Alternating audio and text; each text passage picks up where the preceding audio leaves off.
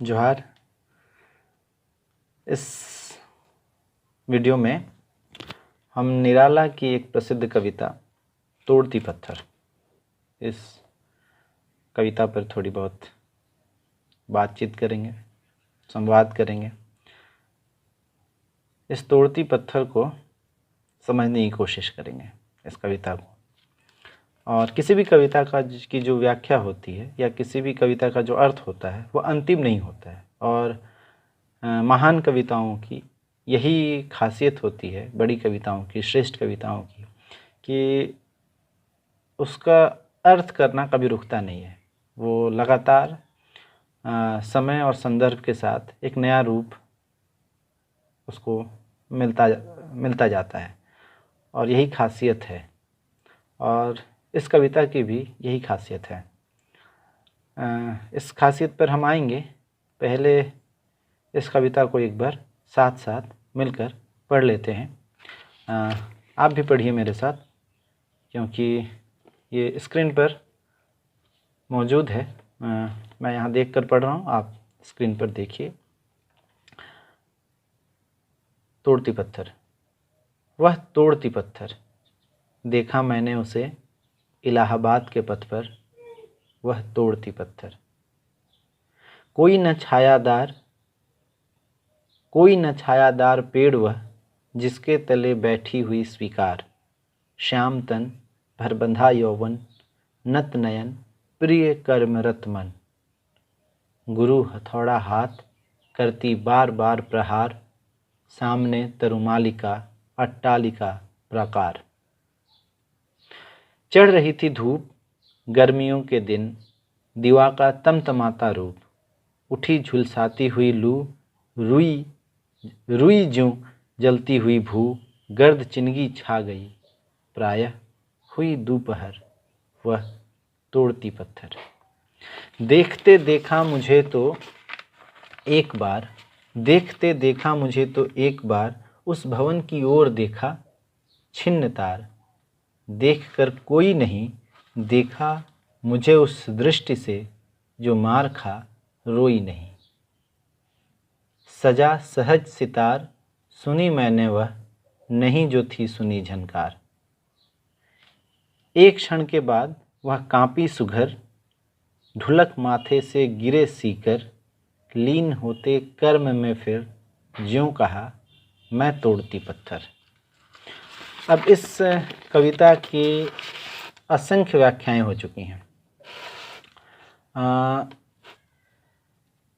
माफ़ कीजिएगा। और इसके कई बार अर्थ किए गए हैं। यह कविता जो है पहली बार सुधा पत्रिका में शायद 1937 में छपी। बाद में यह अनामिका काव्य संग्रह में 1938 में छपकर आई। यह वही काव्य संग्रह था जिसमें सरोज स्मृति और राम की शक्ति पूजा जैसे निराला के युगांतकारी कविता संकलित है। 1937 का जो समय है, कई लोग मानते हैं कि पहली बार यह कविता जब लिखी गई थी तो 1935 में निराला ने यह कविता लिखी थी। कई लोगों ने इसका जिक्र किया है और कहा कि तोड़ती पत्थर कविता को बहुत सारे लोग प्रगतिवाद से भी जोड़ते हैं। निराला का यह काव्य व्यक्तित्व का ये प्रभाव था कि निराला छायावादी कवि होते हुए भी छायावाद के बाहर, मतलब छायावाद की सीमाओं का अतिक्रमण करते हैं। ये कोई भी बड़ा कवि करता है। नागार्जुन प्रगतिवादी कवि थे, पर प्रगतिवादी कवि तो उन प्रगतिवाद का भी अतिक्रमण किया उन्होंने। या कोई भी बड़ा कवि करता है।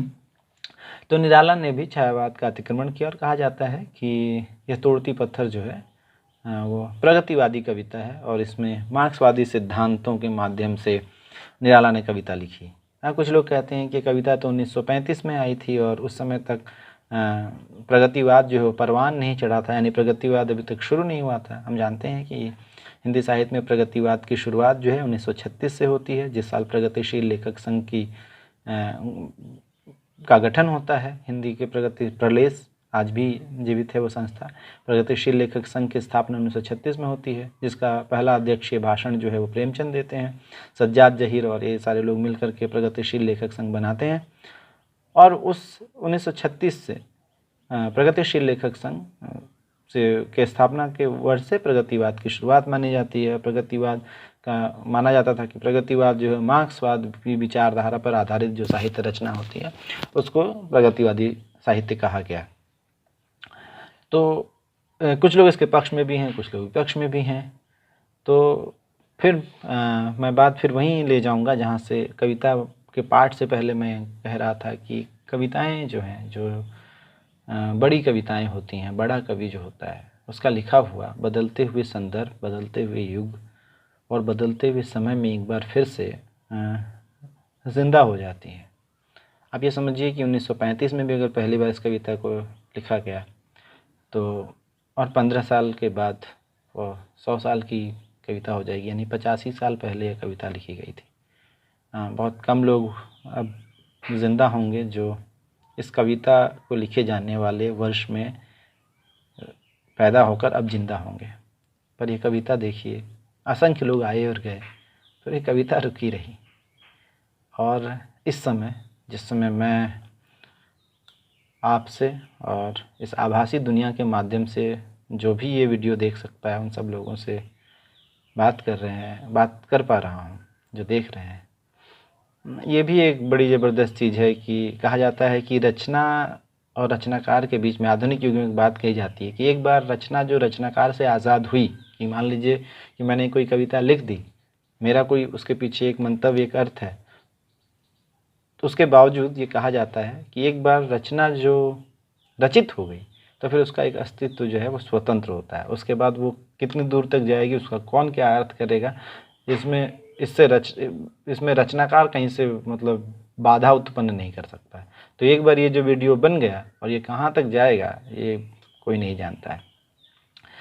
तो इस समय जिस समय मैं यह कविता आपके साथ साझा कर रहा हूँ, चूँकि हमें अपने सिलेबस में पढ़ना है, तो साहित्य वही है जो समाज की स्पंदनों को, धड़कनों को सुन सके और थोड़ा आपको संवेदित कर सके, संवेदनात्मक बना सके, भावनात्मक रूप से आपको समृद्ध कर सके और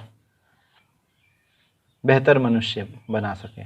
तो इस समय, जिस समय इस कविता के माध्यम से आपसे संवाद कर रहा हूँ, असंख्य लोग सड़कों पर हैं। जब आज कोई पूछता है कि कैसे हो, तो अच्छा हूँ बोलने का मन नहीं करता है, क्योंकि कई लोग हैं जो सड़कों पर हैं और हज़ारों हज़ार मील चलकर, जो कभी सिर्फ सपना हो सकता था, जो हम सिर्फ सोच सकते थे कि कोई 1200 किलोमीटर, कोई 1500 किलोमीटर, कोई 1700 किलोमीटर जुगाड़ से, साइकिल से, ऑटो से, पैदल, बच्चे, बिल्कुल छोटे बच्चे, गर्भवती महिलाएं, बूढ़े भी कुछ, ये सारे लोग जो हैं सड़कों पर होंगे और अपने घर को लौट रहे होंगे। ऐसा ही कोई होगा जिसे एक शहर के रास्ते पर, पथ पर निराला ने देखा था। ये कोई भी शहर हो सकता है। जैसे ये पत्थर तोड़ने वाली सिर्फ इलाहाबाद या यूपी की नहीं हो सकती जिसका जिक्र इस कविता में है, उसी तरह से इलाहाबाद जो इस कविता में आया है वो कोई भी शहर हो सकता है। आज का कोई शहर हो सकता है, उस समय का कोई शहर हो सकता है। तो एक तरफ तो शहर है और शहर की बुलंदियां हैं और दूसरी तरफ मजदूर है। तो एक कविता की शुरुआत जो है, कविता से बात करते हैं कि मैंने उसे इलाहाबाद के पथ पर देखा था और वह पत्थर तोड़ रही थी। ये सामान्य बात भी हो सकती थी, यह आई गई बात भी हो सकती थी कि जिसके अंदर संवेदना हो कि वो महसूस करेगा कि अरे इलाहाबाद में या शहर में कोई पत्थर तोड़ रही थी। पर जब कविता आगे बढ़ती है तब हमारे संवेदना के धरातल को बहुत ही मार्मिक तरीके से स्पर्श करती है। क्या है, कहाँ कहाँ पत्थर तोड़ रही थी? इलाहाबाद के पथ की तो बात हो गई, कोई भी बड़ा शहर है। कोई न छायादार पेड़ वह जिसके तले बैठी हुई स्वीकार, मतलब वो जिस पेड़ के नीचे बैठकर पत्थर तोड़ रही है वह छायादार पेड़ नहीं है। किसी पेड़ के नीचे बैठी है पर वो छायादार नहीं है। और क्या है? बैठी हुई स्वीकार, मतलब